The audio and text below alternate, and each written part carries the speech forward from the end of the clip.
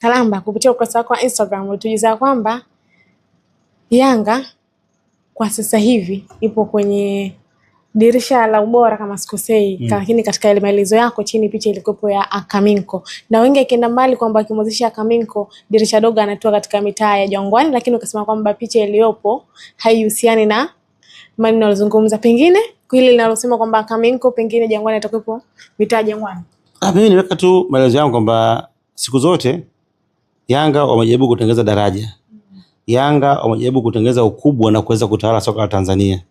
Na ndio kitu ambacho kinaonekana, na ndio ukiangalia kwenye msimu wote wa usajili wachezaji wote wazuri lazima wahusishwe na nani? Na Yanga kutoka timu nyingine.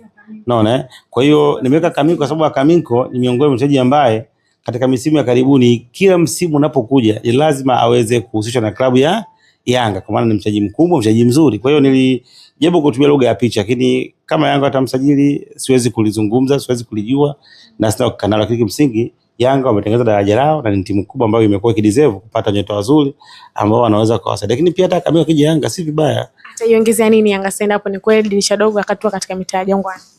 Ni mchezaji mkomavu kwa maana ana uzoefu, ana experience, lakini pia kwa ambavyo Yanga amekuwa akicheza anaweza kuwasaidia kutokana na mfumo, kwa sababu sio kila mchezaji mzuri anaweza kufiti kwenye kila timu. Lakini Akaminko kwa ile style of play ya Yanga anafiti. Ukimwangalia ni kama Mudathiri haya fulani, wanafanana namna ya uchezaji.